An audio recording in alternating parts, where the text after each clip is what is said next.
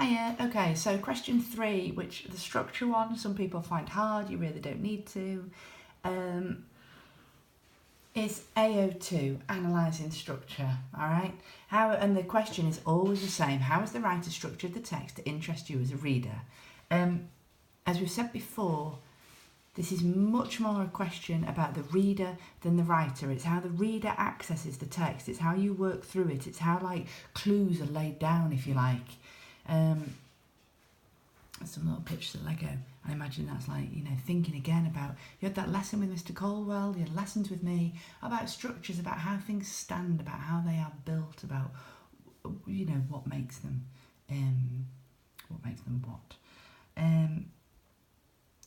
And tip 1, the problem people find with structure is they don't know what to say about it. They can't get to the explain, the why, the because.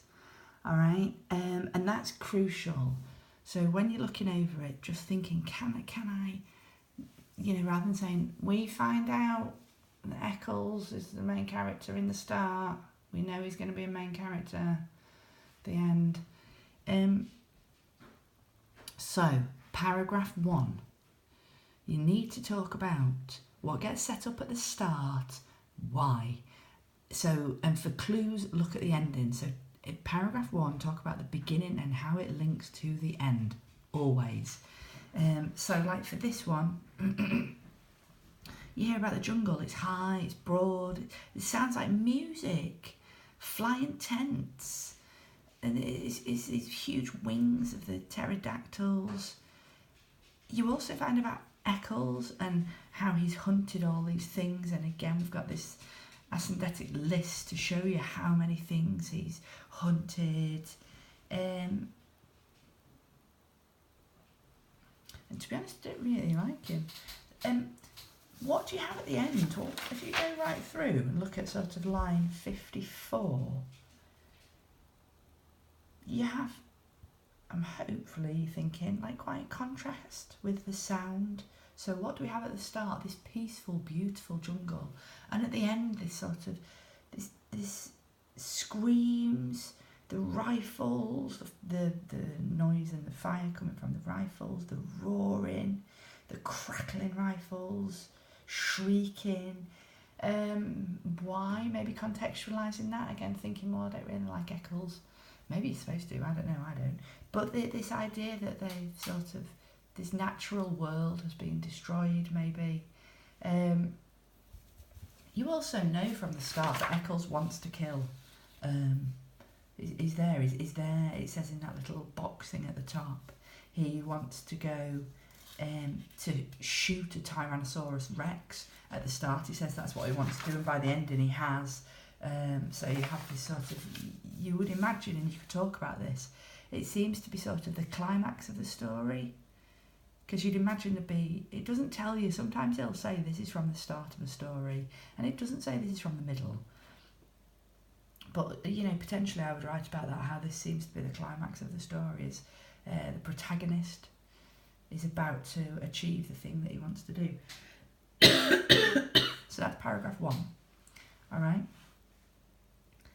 And then you need to talk about like movements and shift and progression in paragraph 2. So write that down. Movements, shifts, progression. And if you think back to when I had that back wall with all those like train tracks on, things you could talk about, like NOSCOP was the acronym, narrator, order, setting, characters, dialogue, okay, or patterns. What do you see? So whose eyes is it through? Well, this is just third person.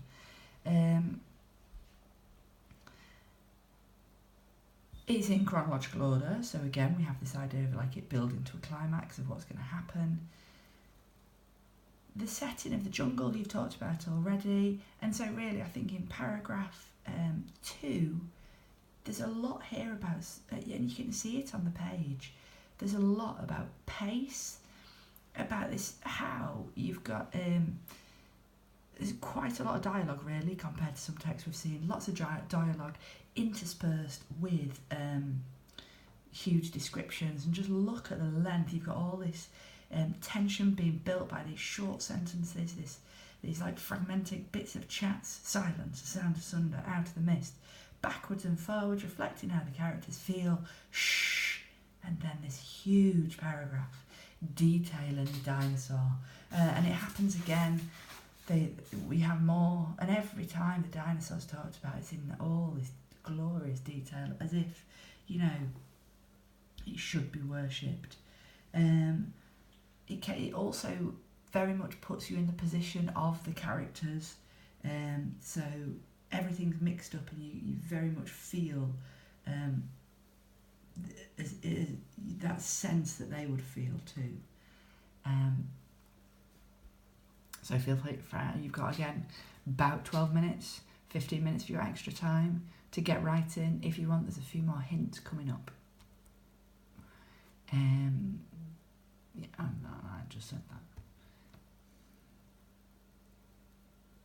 Done that too.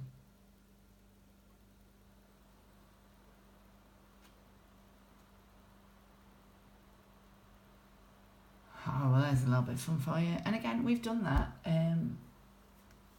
So yeah, just everything you do, watching stuff, what's being set up at the start. Remember, you know, The Lion King.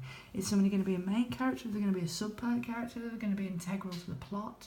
What do you see right at the beginning, and why do you need to see that? Why do we need to see that Rosabelle is buying violets and when she's starving? You know, she's got bad judgment. Okay.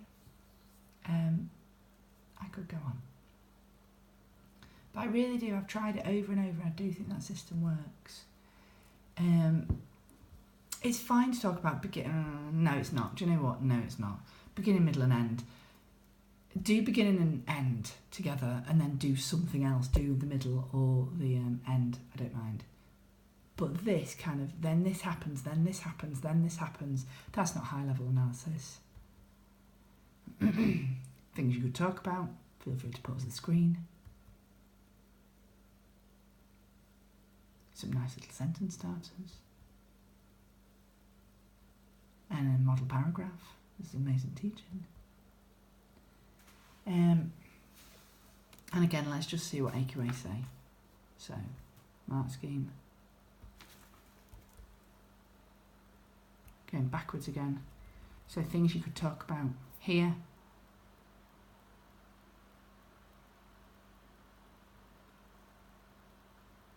Oh, look, it's like we thought about already.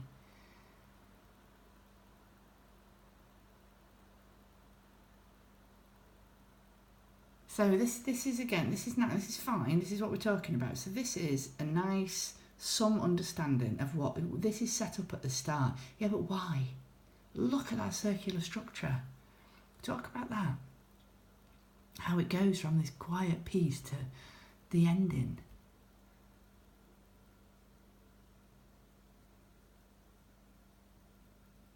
I've just realised another tip for you. Here you go.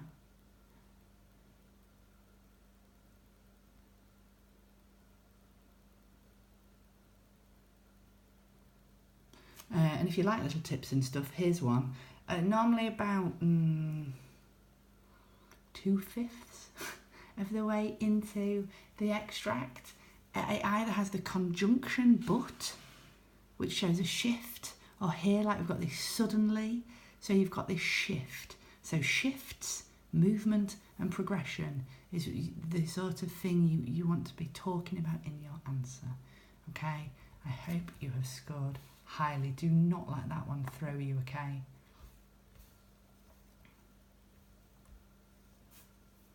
So top tips for this question: shifts, movement, progression, 2 paragraphs. One on how the beginning, what's set up in the beginning and why is it important, link that to the ending. Paragraph 2, anything else, okay, about, like we've said, dialogue, introduction of characters, setting, who the narrator is, and you might want to combine some of those ideas, you know, rather than just doing a little linear, the narrator is this is good because you can see it through their eyes, you know, link it to the setting, link it to what they're seeing. And another tip from, I think it's AQA, Was, again, write this down. When you're looking at a text, think about the object, the place, and the people. Most texts that you are given have an object, the dinosaur, the place, the jungle, the people, the murdery dinosaur murderers, Eccles, and what's the other guy called? Travis. Yeah, so there's, again, if you want something to remember but not too much, object, place and people. How are they introduced? How do they talk? How do they interact with each other? And why do we need to know what we're finding out? Okay, well done. Bye-bye.